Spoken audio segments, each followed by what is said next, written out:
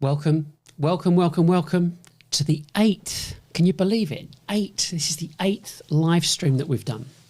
Now, let me just get myself organised, move some cursors, some mice around. With that one over there. Got that one, this one here. Right, we're all done. We're all ready to rock and roll. So, today's live stream. Background's a bit different. I'll come on to that in a minute. Today is about showing and explaining a different way of selling at scale, specifically for salespeople. Yes, of course, we'll get some CEOs and business owners watching this, but this is for salespeople. This is for you. This is for you to know where I came from, my background, and what I did in the past.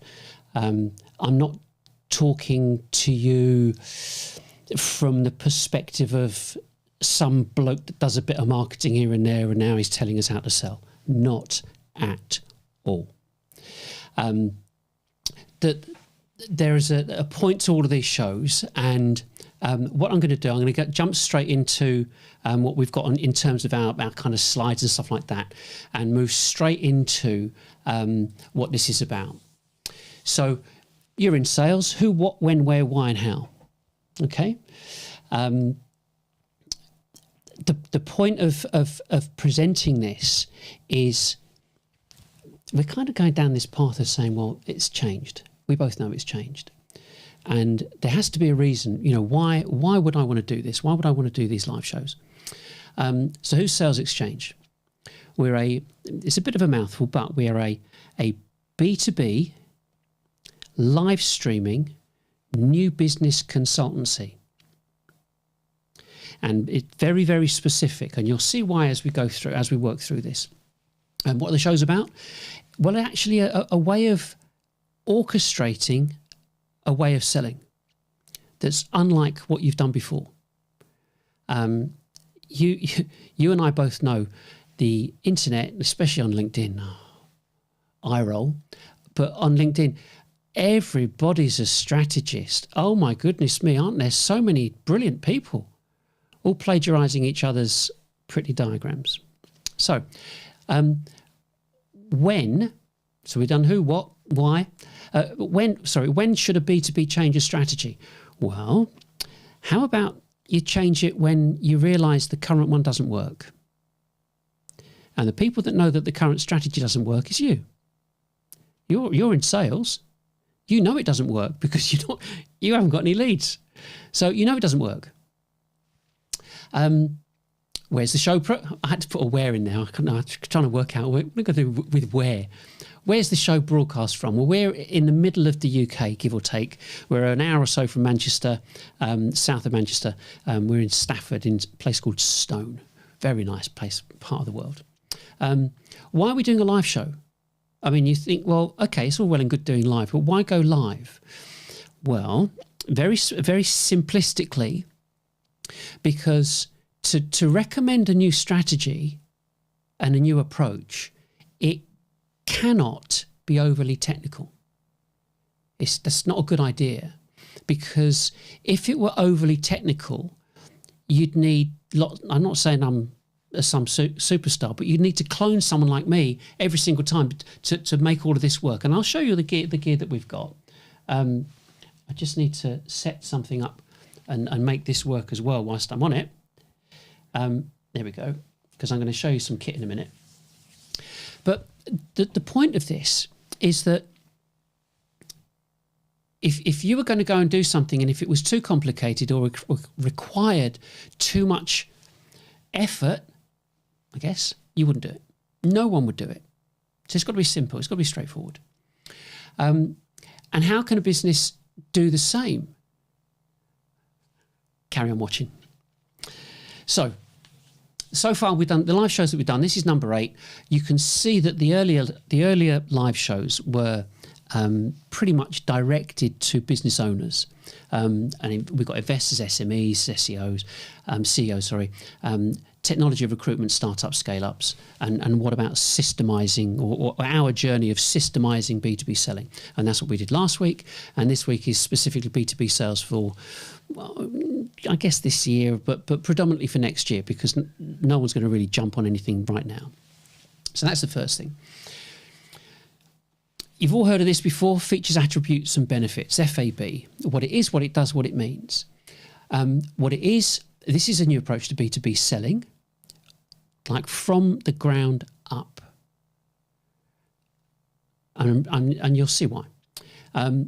What it does, it engages prospects at scale, something that you've probably never experienced, never done. It's never happened to you before, because there's never been a mechanism in place that would enable you to engage with prospects at scale. And what does it mean?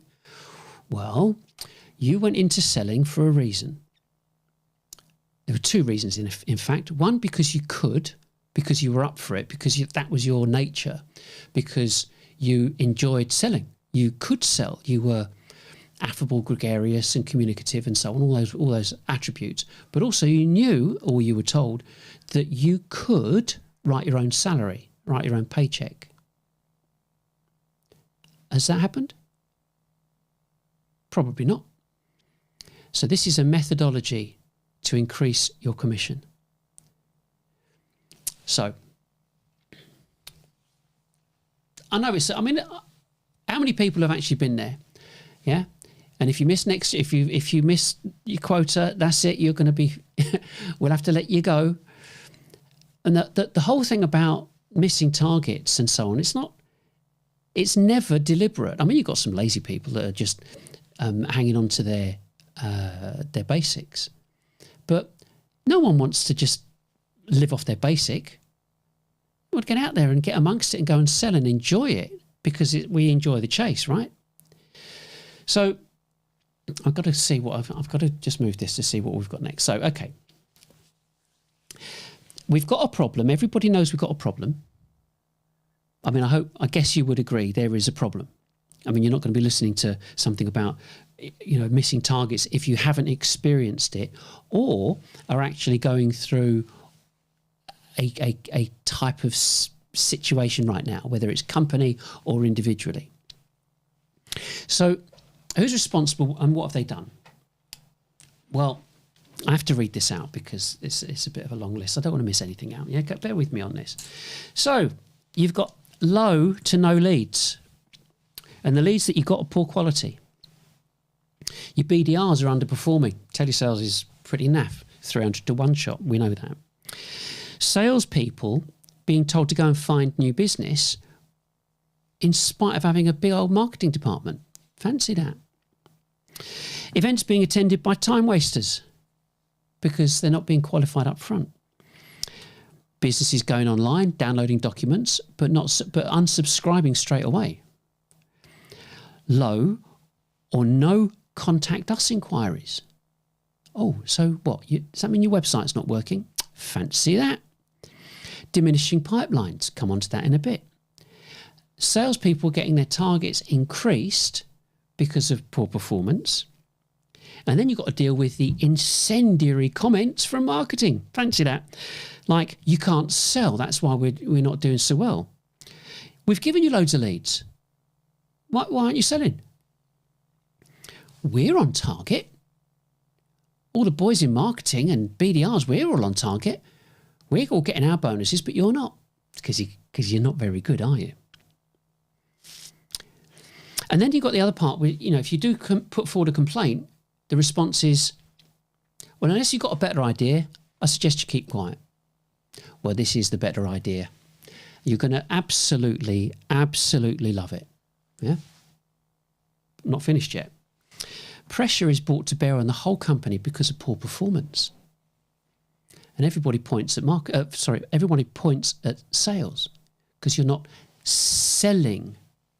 Okay, it's the operative word here, selling. One of the problems is marketing's cornered much or most of the budget. I think the average, who was it who put it out? I think it was Gartner, said that something like 10% of the total budget is allocated to marketing. And it keeps going up and they keep demanding more. The strangest element of it is that marketing people, senior marketing people, it makes me smile, have a tenure of 9 to 18 months. Excuse me. So they join a company, say they're going to set the world alight. It doesn't happen. They get fired. But the problem here, it's not just that they get fired. It's that the SMT, your directors, tend to just go and find a clone. Somebody else that can blag them about how much business they did in their previous job. And so they come and join the company and they dress everything up that the previous person was doing, but dress it up differently, do the same thing. This 9 to 18 months has been going on for like nearly 10 years. But no one's joining the dots. Well, except me. So, because of this kind of, this problem, this endemic problem, marketing are not doing the research. You would think that marketers, well, that's what you do. Market research goes together. Why aren't you doing? If marketing had done any research themselves, I wouldn't be sitting here talking to you. I would not have anything to say because it would have already been done. And I've got a big problem with this because I started off, I started off a long time ago. I've been doing this nearly 40 years. I started off selling technology SaaS and services. I was doing telecoms and integration with CRM. I think the biggest deal I got was like 4.5 million with one company. I know about sitting in front of people. I know about cold calling in the rain and sleet and snow. Yeah, doing telesales day in, day out, trying to get appointments. I've done it. I've employed telesales people. I think the maximum people I employed was about 40 people. Didn't like it. I didn't like the management of it because I'm like you. I'm a salesperson. I love selling, and that's what gets me out of bed in the morning. I love doing it. So I thought I was doing something wrong in terms of how I was running my business, and so I made it my business to get involved in marketing and find out, well, I must be doing something wrong. So I've absolutely pulled marketing apart to the point where marketers do not like me, because I'm saying that they are an absolute disgrace. Specifically in B2B. I'm not talking about consumer. Yeah, I'm specifically 100% talking about B2B. Marketers in B2B are so seriously lazy. They've refused to do any research. They've refused to join the dots. And because of that, you're in the situation that you're in. They're not. They're getting paid. You've got a target to fulfill.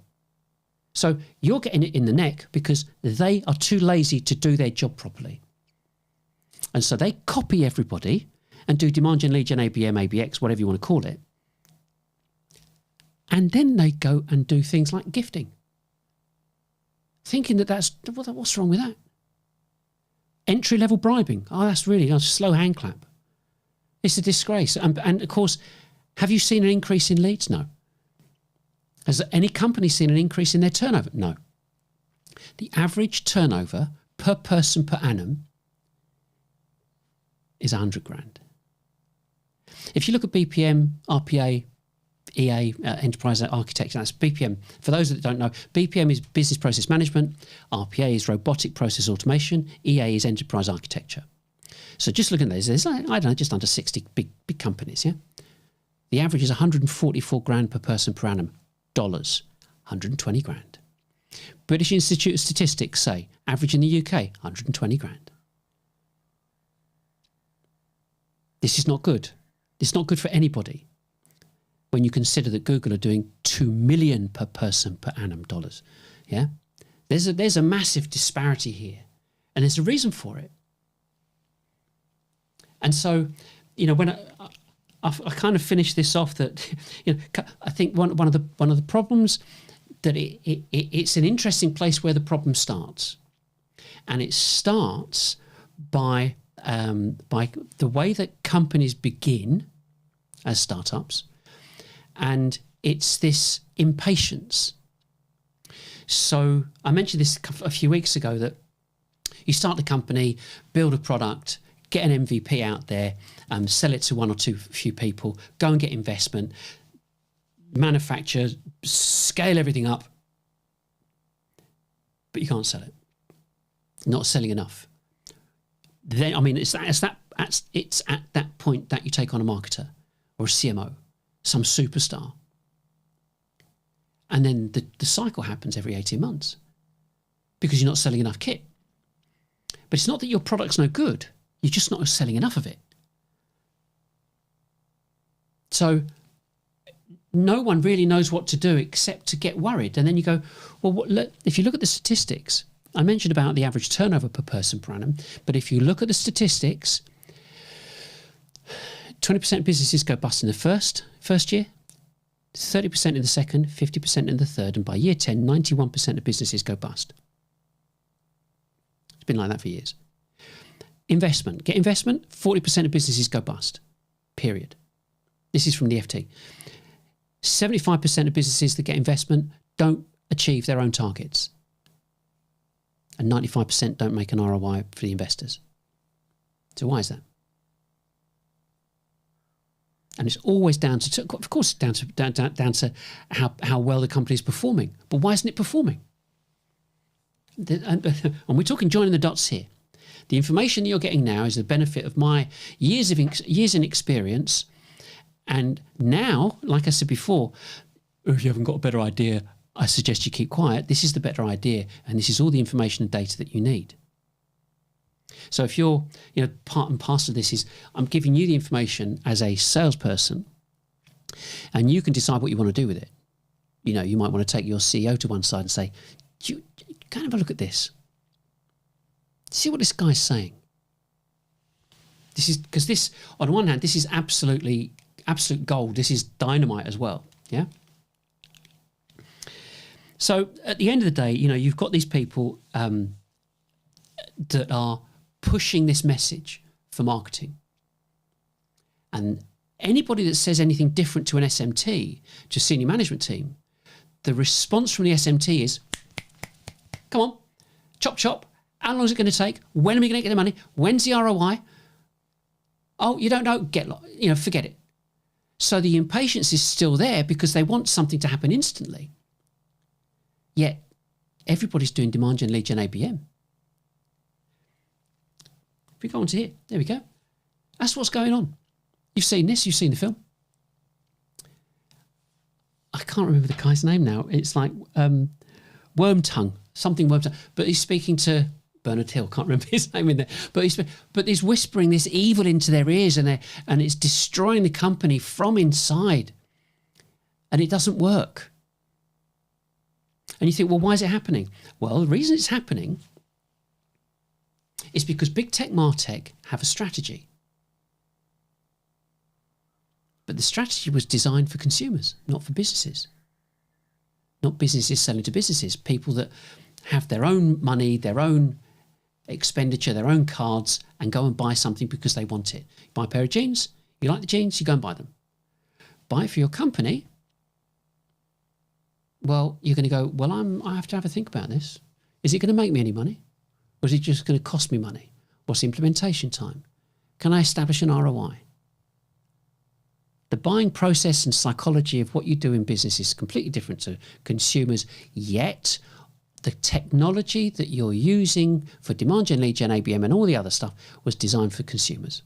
And it doesn't work. We know it doesn't work. And what is a disgrace is that marketers knew it didn't work 10 years ago. 10 years ago, they knew that 97% of businesses hated filling out forms, which made the whole marketing automation, demand gen stuff a waste of time. Now, demand-based say it's 100%. So why are they still pushing it? Because CEOs keep buying it, because we can go back to that, because it works. There's a book by a guy called Daniel Kahneman. I used to have the slide up here, but Daniel Kahneman, it's about repetition. Marketers use repetition. Of course they do. And that's how you keep telling people the same message again and again and again. And it works. And when you tell someone something over and over and over, they start to believe it and think that, well, they now know what the score is. It's called thinking fast. But thinking slow is about doing research. Marketers are not renowned for doing research. So therefore, they're not going to tell their CEOs, let's stop doing this and do something different. Why? Because they're getting paid. So this is what you can either look at this as being the marketer or look at this as being the technology. And it is the equivalent of, like we've got here, the Emperor's New Clothes. Everybody thinks it's supposed to, the CEO thinks it's brilliant. It's supposed to work, isn't it? We're supposed to be able to not have to go and cold call. People will just flood into us, and it's never happened. But there's no alternative till now. So I don't want to spend too long on all that, because I want to get to the point where, we know the root causes. B2Bs have been misled by marketing employees. Yeah, as we've got there, employees. Oops, let's go back again. I've skipped past it. Root cause. Sales got and gets blamed for poor performance. No alternative. And businesses keep going bust. So we know this. We know this information. Your pipelines are diminishing. It's not going to get any better. Not ever. There's a saying, you've heard it before. If you do what you've always done, you get what you've always got. Or doing the same thing over and over and expecting a different result is a definition of insanity. But Einstein didn't say that, although it's put out on the internet. But it's going to get worse. And the root cause, the root cause, is not connecting with your TAM, your total addressable market. There's not enough engagement, which means everything is going down a diminishing spiral. So it's getting smaller. Marketers sell cheap, not based on ROI, because they're never sold anyway. And they've become responsible for first contact. So marketing end up getting into bed with, but are more closely aligned to BDRs and telesales. But it's a 300 to 1 shot. Ringing for someone up, try and find someone interested. And then the worst thing, which probably winds every salesperson up, is attribution. Marketing want attribution.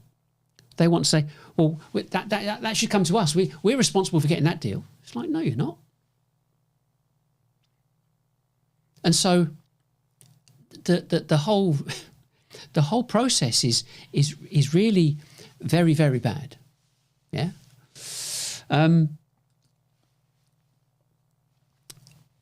go on to the next one here. We did that, didn't we? Marketers securing salaries, misleading CEOs, hanging in there for as long as possible. I mean, I can't. Can I do it be any nicer about it? No, I can't. I can't be any nicer. You know, when you've been in business for 40 years and you see this stuff happening again and again and again, and you see the heartache and the grief that's dished out to business owners and all the salespeople. So the salespeople are getting the crappy end of the stick and being basically beaten over the head with a big stick saying sell more. But the business owners who own the companies, who've got their companies up for, you know, they got their properties securing bank loans and goodness knows what, they're being screwed. They're being scammed.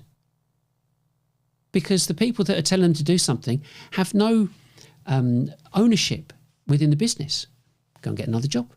Oh, look, the company's gone bust. Never mind, I'll go and get another job. And I went over this with recruitment. Recruiters, you know, do the same thing.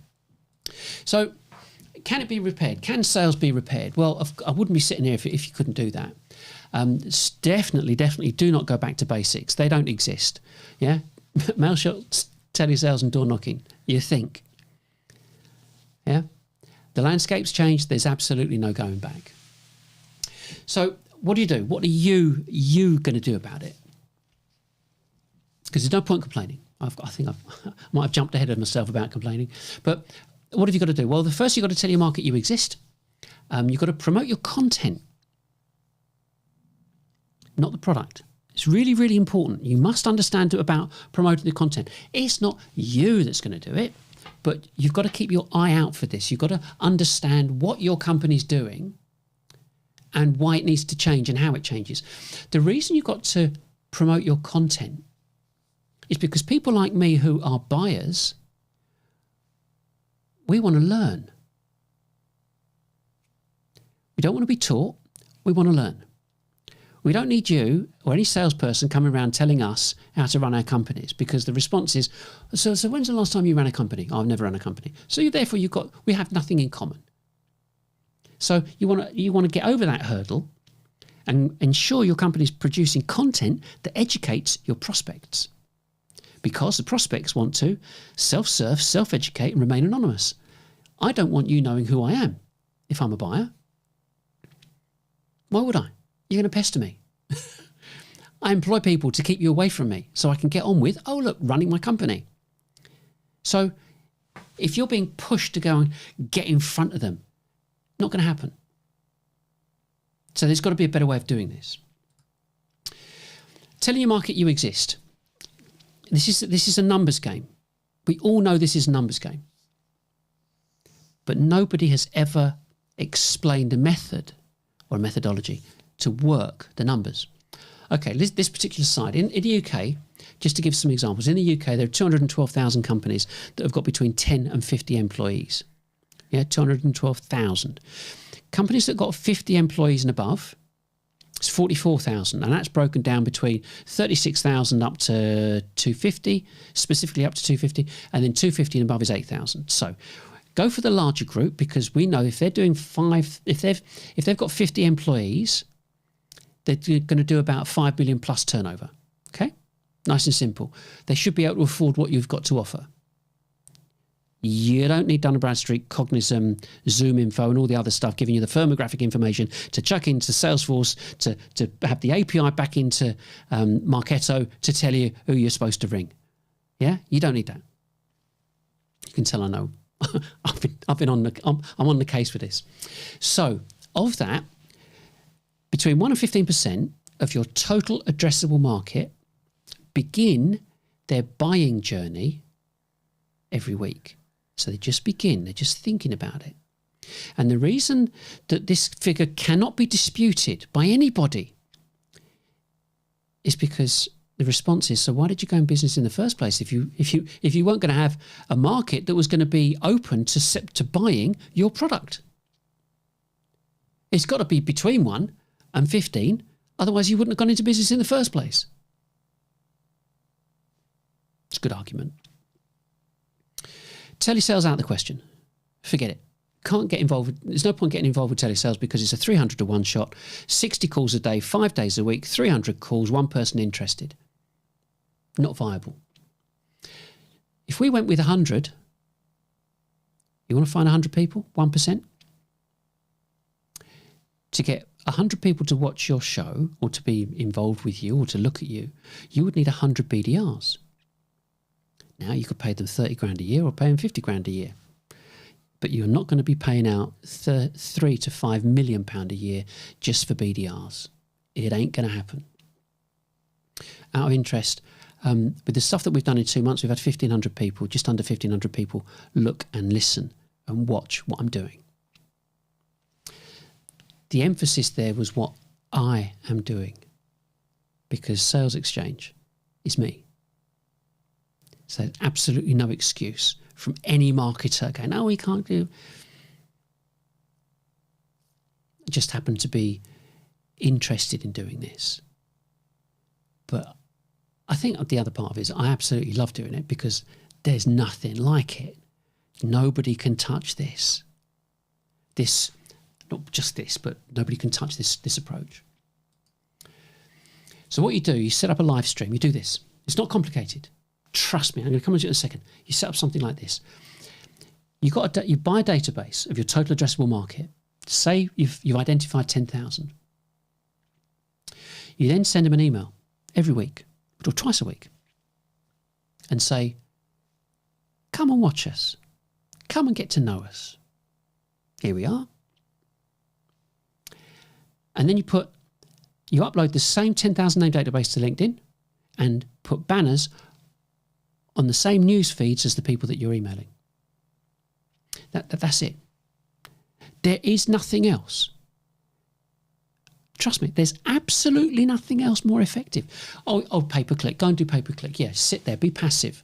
Yeah, that's what marketing want you to do. Just sit there. Well, look at the tech stack we've got. Look how much budget I've got chucking out to Google or whoever.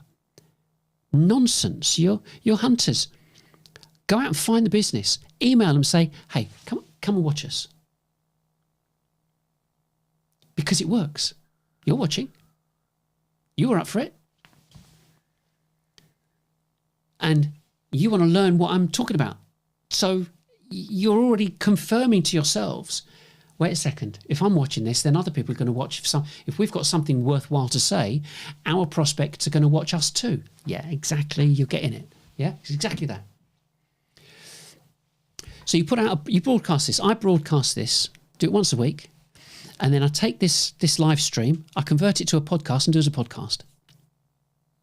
And that's distributed to Apple and Spotify and all the others. Yeah. I've been doing this for nearly 40 years. There's nothing like this that reaches so many people. Yeah. So, and it's pennies. I'll come on to it in a minute. It's absolute pennies. Setting stuff up like this, yes, you do podcasts. Yes, you have the amount of people that you could reach. Could you imagine if you have such a product that you had, I don't know, 100, 200 people, 300 people a week watching you. And of those, a percentage are going to go, do you know what? I really quite like them. I think I could buy from them. Let's have a look at their website. And that's where another part comes into, which is why you need content that's going to educate and take away those forms so nobody has to fill out a form. Let them read the content. Okay? What we do, we've got we're not kind of all over the place, but we've got an open access website, no forms whatsoever, loads of content. We've got articles, downloads, infographics, live streams, podcasts and videos. We've got absolutely everything. And we're on the social media platforms, on groups and pages and so on. So you can do the same. But the critical thing here is if you produce content, really, really good content, you don't need loads of it. You just need the right stuff. You've got people in marketing thinking, oh, what we're going to do is we're going to knock out a blog every week or every few days. Complete and utter waste of time. Because Google, this is just kind of a part to support your argument, if you sort of mean, if you go and share this, talk to anyone. Google expect you to write articles that are properly engaging, which means they have to be between 2,000 and 6,000 words long. Let that sink in. Not 4 paragraphs, 500 words to a page, give or take. Okay, so 2,000 to 6,000 words with an index and bullet lists, number lists, images, graphics, infographics, links, something that would really educate someone. And the reason they want that, they're not interested in you, they're interested in themselves. Of course they are, because they're a commercial organisation doing 2 million per person per annum. And they want you to write great content so then they could index it and tell their customers on Google search to look at this information. We're serving you up exactly what you wanted. Okay? Google are serving their customers with what they wanted. They don't care about you. If you're writing silly little blogs, not you, but your company is writing 2, 4, 6 paragraph blogs and thinking that constitutes producing content, absolute nonsense. Because next stage, as soon as you've written it, yes, it's got to conform to all the SEO standards. Oh yeah, we've got Moz or Neil Patel or SEMrush or whatever. But Google won't index it if it's not good enough. First, they've got to find you've got to make sure you've got a proper site index, sitemap. Sitemap submitted to Google. Google says yes, it exists. Thank you for that. Oh, we've had a look at it. We don't like it. We're not indexing it. I mean, you could have put loads of work into it. They go, no, not interested in it. And you and your colleagues are going, but this is a brilliant piece of content. And you go on to Google Search Console and go, it's not been indexed. All that work and effort completely and utterly wasted. And you're sitting there going, and we've got Marketo, Pardot or HubSpot or whatever. We've got a form on there. So when someone goes on there, but nothing. Complete waste of time. Unless they're my adverts. These adverts, I've got 288 adverts at the moment. I haven't finished yet. At the moment, being output every single day, all month, don't have to touch it, for months. Do you know, guess how much that cost? 50 quid a month. So everything I'm talking about, we are not talking money here. We're talking common sense, something that marketing is lacking. You can have one great piece of content that you and your colleagues know. You're in sales, you know what your customers want to read, so you've produced it. Great. Now produce 10 adverts to promote the content. 20 adverts, who cares? Doesn't matter. So as long as you've got these adverts going out, that is what's going to attract your prospects. It's the information so they can self-serve and self-educate, get to know you, and remain anonymous. So the whole point of it is where you are right now, you do have to review your existing content. You can set up what we call Social 444, which is 4 adverts, minimum 4 adverts, 4 times a day over 4 weeks, and repeat. So you create 120 adverts, don't have to do any more promotion, so to speak, on someone like LinkedIn or Facebook or whatever for months. Yeah, just monitor it, see what's successful, change it, and so on. Promote your content, not product. Don't worry about SEM. Don't worry about SEO or SEM. They're red herrings, because your company knows your focused target group. And now you are emailing them every week to say, come and watch us. What do you need SEO for? You have to think about that. You don't. Waste of money. Don't worry about, and in terms of indexing, in time your company will go, right, here's a decent format between 2,000 and 6,000 words, and so on and so on. We've got templates for that. Don't worry about pay-per-click to landing pages, because you're not going to do demand gen, and stop digital marketing automation altogether. Complete and utter waste of time. And you're sitting there thinking, wow, he hasn't even taken a breath. And the point of all this is that there is a big, big problem. And when it comes back to impatience, like I mentioned earlier, you have to understand this. This is critical, absolutely critical for your future. If you don't get this, you will be constantly frustrated in what you're doing.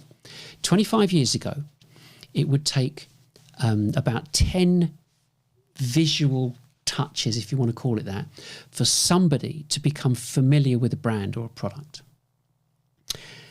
And what we were doing back then, what people were doing back then, was sending stuff out.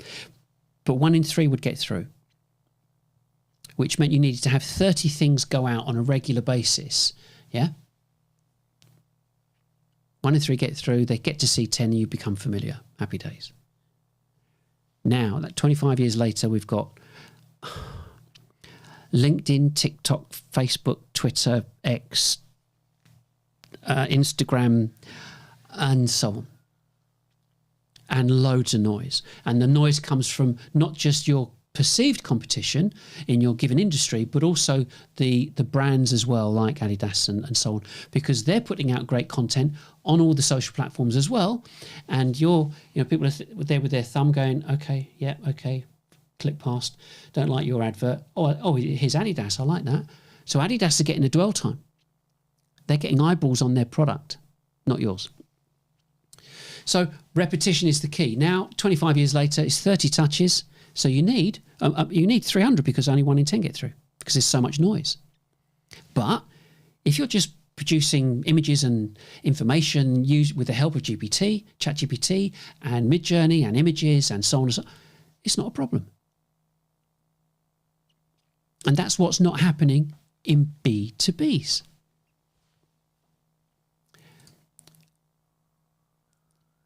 Cut the impatience. Do you really just want the kudos and stress of getting investment in into your business? This is kind of a message for business owners. Or do you just want the calm and success? I want calm and success. We live through this stress process because of impatience within business. And no one wins. So what can you do? Well, don't complain. Your boss, your CEO, if you turn around and just bitch and complain about no leads, he's not interested.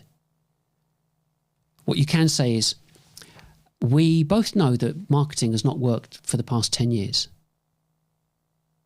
And that's a fact across every industry in B2B. It does not work for anybody because demand gen, lead gen doesn't work because it was designed for consumers. But I've got a great idea. You just inwardly digest this. Yeah. You can explain the effort. It's minimal effort, massive reward. It costs pennies. I'll show you some kit in a minute. Explain about failed marketing. You, as an individual, all you have to do is do this. You're paid to talk. Yeah? Put on a suit. Go and talk to someone about this product that you've now learned how it works. That's it. You can do that. And this is about, as I said before, it's selling at scale. Yeah? Not just this one-to-one stuff that you've been used to for the past however long in your career. This is about selling at scale. And it's not about the kit. Don't think about that at all. Definitely think about your competition. I'm reading the slide now. But this is the picture. This is it. So this is the webcam view that everybody has got used to. This cheap, just really ridiculous webcam view, or hide behind the webcam and call it a webinar so you don't have to put your face on it. And we're at the point where I was told when I was selling years, one of the early stories I was told is about dressing not to be noticed. So you don't go in there dripping with gold and, really flash suit and turn up in a Bentley. Yeah? You dress not to be noticed, because you want people to focus on what your message is. So they don't notice anything on you. And now we're at this point where who are you going to buy from? Yeah, who would you prefer to buy from? Someone who's sitting there, and the overall kind of thing is really quite sloppy and so on, or someone that's prepared, smart, is up for it. And that's what this is about. So from the visualization perspective, you can go, we can go with Tucker Carlson, yeah. That's all quite smart, suit, tie, yeah. Or me. But there's a point to this, because you got, that's television, isn't it? That's what they do on TV. We're all used to this. So how on earth have I gone to set this up? Well, you can see, you see my background, yeah. And the point is, you go back to this. You can do this from home. I'm absolutely 100% serious, and you should be, because you'll like this. Like, let me just let's move this around. So you can press buttons. I can press buttons. You can press buttons. Yeah. So here's the studio. So you can see the studio. We've got camera A is in front there. We've got camera B and camera C. We've got some kit down here, which is for audio. We've got some other kit just here, which has got the rolling image on the background, and some other boxes of tricks. But the critical thing is this: there are 4 buttons on there. Can't see it very well. Doesn't matter. There are 4 buttons on there. Maybe if we went to camera 2, here we go. So there's camera 2. So here's some buttons. You can't really see them, but it's just camera 1, 2, 3 and outro. No, it's lower third. There you go. There's a lower third. Should have done that at the beginning. So anybody can press these buttons. And the reality is, you're paid to talk. Would you rather talk to one person or talk to 100 people? Yes, it's public speaking to an extent, but there's no one else here in this room. It's only me. And even with this, yeah.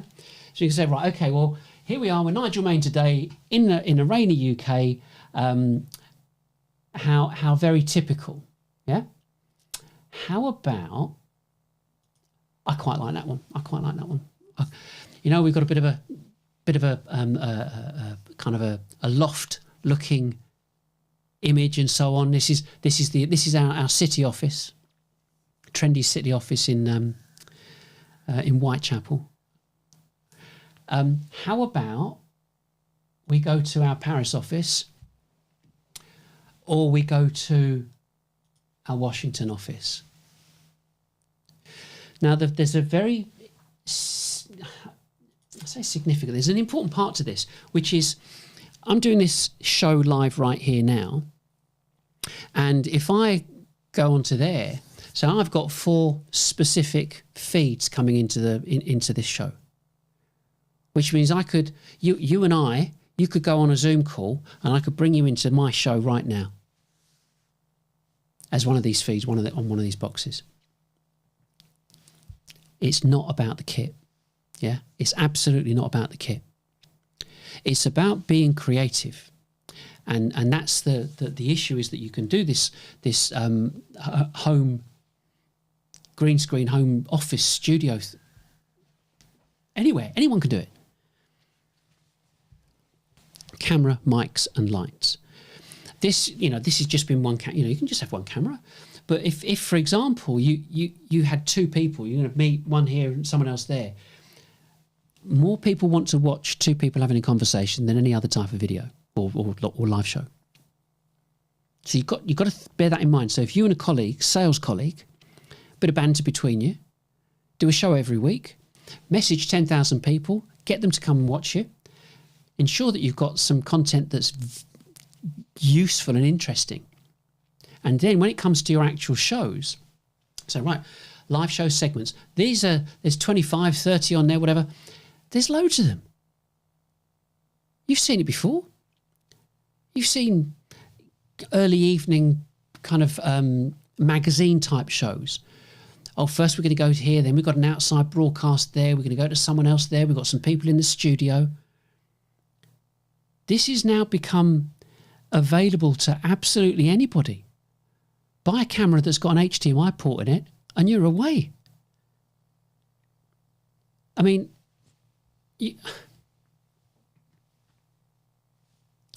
mobiles. You can even use mobiles. You've seen people use mobiles, but it's because of the lack of creativity in marketing, nobody's actually using mobiles to communicate the company message. Instead, they'd rather go through that whole grief of hoping that people are going to find you. Madness. The other part, I'll do it next week, but adverts. Well, what about adverts? If you've got a captive audience and they're watching you, you go, and we'll be back after these messages. Press the button, advert happens, carry on talking again, go to a new segment. We're talking selling at scale. We're talking quasi kind of in the education versus entertainment, a kind of a balance between the two. And that's what business owners want. And if they can't watch it, they'll listen to it on the way home or to work in the car on a podcast. Don't do it. Your income's going to keep going down. If you chart your income and your individual personal visibility to your prospects over the past 10 years, look at what you're doing now. Look at how much time you actually spend on the phone speaking to a genuine prospect. And that's what's expected of us, of you. Yeah? This way you go, oh, I don't care. I'm not bothered. I'll put this out. We'll get 5, 10, 15, 20 people watch it. Happy days. And then at the end of by within a week, it's up to 100, 150, 200. It's great. It's brilliant. You can't fault it. So to do all those adverts I mentioned before, 50 quid to distribute them on social. A month. To go live, I press one button and it simultaneously streams this show live to LinkedIn, Facebook and YouTube. 2 channels on YouTube, in fact. If you've been around for any length of time, your company's going to have an amount of people that follow it on LinkedIn, for example. So you could have 5, 10, 15, 20, 30, 40,000 people, who knows, it doesn't matter, following you on LinkedIn. You've got an instant audience. You press one button, go live. Tell them in advance. Get them to watch you. You want to upgrade people? Do a show about the upgrade. You want to upsell them? Do the upsell online. Do it live. Get them ringing you. You want to do Q&A? We're going to have a bash at Q&A next week. I've not actually done this before on a show. We're going to do Q&A next week. So I might have Liz working with me next week, but we'll get another laptop hooked into my LinkedIn account and we can do it live. I've got a question here, and I promise I won't mention anybody's name or anybody's company. I'll just mention the question and a first name. Okay? So that way you remain anonymous because that's what this is about. But the point is, it's engaging. What is your alternative? I mean, you've really got to think about it. What have you got to lose? I mean, there's 2 things about it. You can speak to your boss and say, I've seen this guy online. This really is quite something. We could pick up a camera that we could use for live streaming for a few £100, buy some lights, plug it in, and go live to all of our customers all at the same time every week. Cost us pennies. And this guy keeps saying, get rid of everybody in marketing. You don't need them. Watch his ears prick up. What? Get rid of them? How's he going to do that? Because this is systemizing and automating a process of communicating with our prospects at scale. to our total addressable market. Our what? Our total addressable market. We have got a database of our total addressable market, haven't we? No, not that I know of. Any company that doesn't have a total addressable market database in situ, embedded within Salesforce for them, if you haven't got it, either your CRO needs to be fired or your CMO needs to be fired, because that is 101. If you as a salesperson don't know who you can sell to in any given area or region, it means your marketers or senior people in sales have massively failed. And I came across this company in Germany. They've got 50 million B2B names on their database. 50 million across Europe. I've already told you how many businesses there are of a certain size in the UK. I think that excludes public sector and so on. But nevertheless, if you know you've got 10,000, you know there's a percentage. If you've got people watching you, there's your numbers game. You've nailed it. Well, yes, it will take some time, because it will take a certain number of repetitive connections through the content that you produce to get them on side, for you to become familiar. If you think about your company now and think about all your competition, what are they doing? They ain't doing this. And so a bit like this, for example, would I say or do anything different if I came to meet you? If you said, Nigel, can you come up? Can you present to us, talk to us, come to our board meeting or come to a sales meeting, whatever? Would I say anything any differently? Well, you've already gauged that. You've already decided on that, because you've gone, well, he seems pretty comfortable in front of a camera. What on earth would he say or do in front of us that would be any different? I wouldn't, because you just got to be yourself, haven't you? That's what selling's about. Just go and enjoy it. And here's the critical thing now for everybody, which is the adoption curve, technology adoption curve. I can safely say I'm at that 2.5% at the beginning as an innovator in what I'm doing. Now, what you do in your company is up to you. But you can very easily become the innovators and early adopters. And that's your decision. I think for your future, you would really want to speak to your boss or your colleagues. Do it yourself. Nothing's stopping you. This is the kicker. Doing stuff like this, doing selling today, you have to be entrepreneurially creative. Marketers are not entrepreneurs. Don't care what any of them say. Anybody in B2B marketing is not an entrepreneur. They have just sat back and done nothing and blagged businesses and shared around their clever little diagrams, plagiarized and recreated their own and presented them as their own intelligence, and done zero research. Because if they had, they'd be sitting here, like I said earlier. They're not creatives. A creative person, graphic designer, creative, artist, creative, filmmaker, creative. Yeah, we all get that. Admin, marketing is admin. It's going through a sequence or series of tasks that you do repetitively. It is admin. So why all this onus is put on them is beyond me. But it was the Emperor's New Clothes, the Golden Goose. This is what needs to be done. Everybody wanted it to work. It didn't work, but nobody changed. So it is. It's time for you to be different. And this part, these series, look back at the previous ones. These series is to help you get prepared for this. Yeah, and it's all about the future. What you're going to do in the future. What's going to happen? What are you going to do differently? And that's what this is all about. You've got to do something different.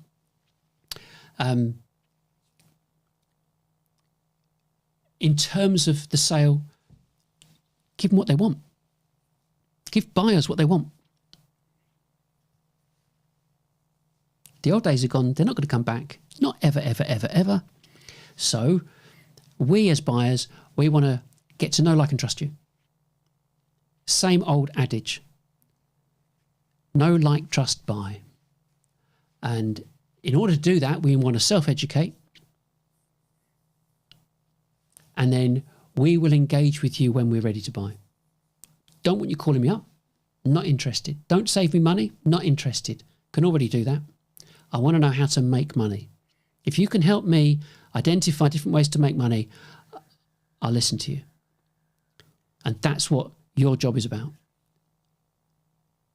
Is establishing an ROI, whether it's saving time or improve this or improve that. Business owners want to know how to make money. And one of the fundamental problems you're going to come across is there's a big pride element here. And you'll come across resistance. Of course you will. There was a message, someone from a very large ABM organisation who has produced a document that says, I will help you defend your marketing budget. Bloody well defend it. You've got to be kidding me. Nothing should need defending. If it doesn't work, get rid of it. And the response was, and if you're having trouble with that, you call me. I'll come down there. I'll sort them out. I'll help you defend your budget so you can keep buying our product. Give me a break. So there's a massive pride issue on the side of the marketers, but potentially with business owners as well. So you need to be sensitive to what you say to your CEO or people further up the chain, because saying you got it wrong. Now, everybody got it wrong. We all got it wrong. We all put our trust in marketing. We all did this. We all endorsed marketing, thinking that marketing was on our side.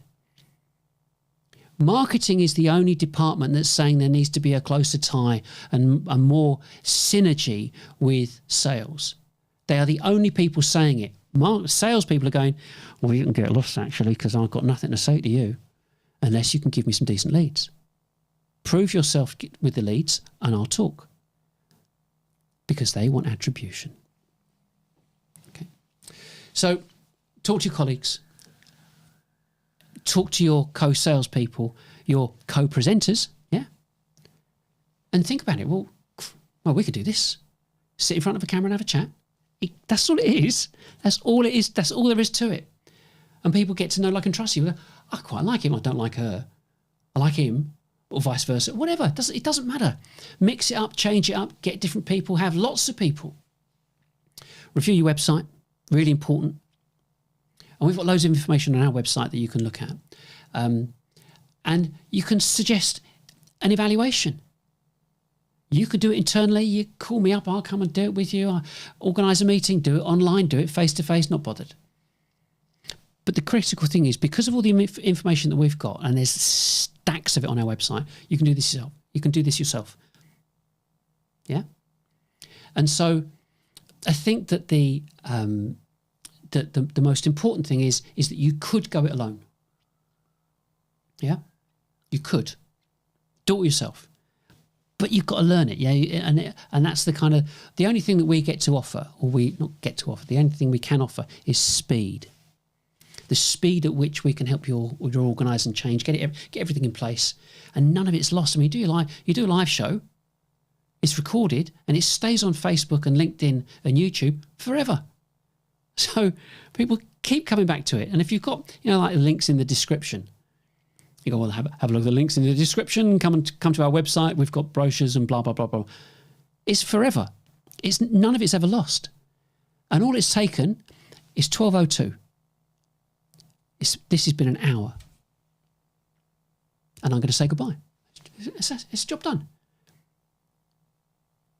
And that's the critical point of this. And for the people that are a bit, I don't know, I mean, I'm always all in, like feet first.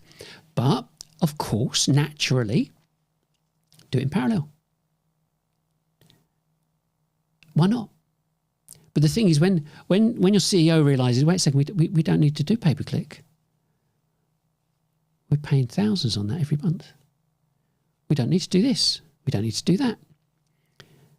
Our website is being hosted by some company that's ripping us off. But if you look at what you're doing, if you look at the kind of the backdrop, if you understand the backdrop of wherever you're putting your money, is it a backdrop built for consumers, or is it a backdrop built for B2B? And B2B is specific. Know, like, trust. Yeah, know, like, trust, self-serve, self-educate, remain anonymous. And of course, you can do this every week to thousands of people. And if there's only a couple of you in front of the camera, it changes that whole mechanism of going, well, we don't need as many people doing that or as many people doing this. We need some people in front of the camera. We need some people, maybe one person or so doing the technical bit, bringing it all together, make sure it all works. One or two people maybe on the chat because people are asking us questions during the show.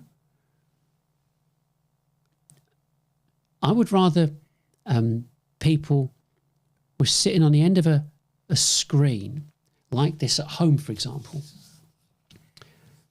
communicating. If you want to talk to one of our sales guys, just go in there and we'll route you through and you can speak to them at home. You can speak to them at their home office. And this is what they get to see. Whether you want a rainy background or not, it's irrelevant. But, you've got a green screen, you've got everything set up, and it is super professional. One camera. This happens to be there. I happen to have a certain box of tricks here that makes the green screen look really good. Yeah, none of that kind of hazy stuff and what have you. But that's all. And so you're showing your prospects, not just that you've got this very engaging and entertaining live stream every week, and you keep messaging them, reinforcing who you are all the time. Ask your boss, how many times have we messaged our total addressable market in the past 12 months? And he won't be able to answer it. He'll say, I'll come back to you on that. He'll then go and ask marketing. He'll say to marketing, how often are we actually direct messaging our total addressable market, offering them something that they can just have without demanding something in return? They'd probably say, never. We don't do that. And so this way, invite them, enable them to be anonymous. They don't want you to know that they're looking, but you know who they are because you're messaging them. That's good enough. But that 1%, that's special. 1% of your total addressable market looking at you every week. You couldn't do that with BDRs. It's impossible. The number's too big, too ridiculous. So the cost in terms of all of this, you could do it with an iPhone. And you could do it on an IMAX camera with Steven Spielberg. So it's everything in between. It's anything you like. But the point is that you don't need much. Your salespeople, you as salespeople, should have this set up at home. That's what you should have. And then there's kind of a final thing. Imagine your boss says, absolutely not doing that. You go, okay, fine, okay. Go and do it yourself. Do it yourself. There was a guy called Frank, I can't remember his surname now. And a long time ago he said, if you want to keep customers, communicate with them direct. Write your own newsletter. Yeah? Write so people listen and can read what you're writing about. You don't have to write. Do your own live show. Explain to them who you are, what you do, what fires you up, what you love about your product. You do it. There's nothing stopping you doing it. You're only selling the product. But you create your own audience. Something to think about. But I think you will find when you communicate this, because this is I suppose it is an attack on marketing, because marketing have failed in a very, very, very big way in B2B. And this is the alternative. This is what can be done almost immediately, but it does take time just to set it up, that's all. And to inform you, you could send a message out next week. Come and join us the week after. But you'd have to prepare for this. That's all. It's only a timing thing. Yeah. But the cost of doing this every week, it costs nothing to stream. Tell a lie. It cost me 50 quid. 35 quid. 50, whatever. Yeah. $49 to stream simultaneously. Right?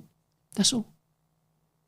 And 50 quid, 35 quid to message, to keep the messages going out. Yeah.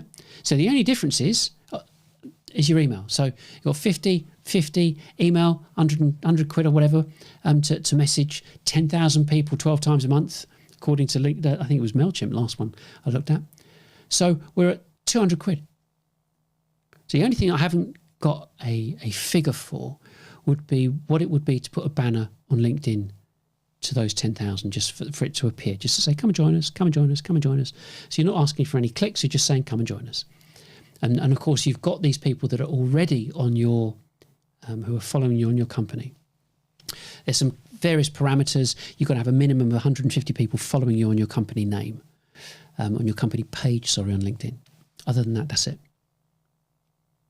So that actually brings us to a close. I hope you enjoyed today. You've got to think about it. Just take time to think about it. Yeah, Rome wasn't built in a day. Think about this. Think about the implications. Think about how you want to present it, approach whoever you need to approach about it. But the important thing is that it's all about great content. And whilst you can create, you have to create good written content so that people can look at it.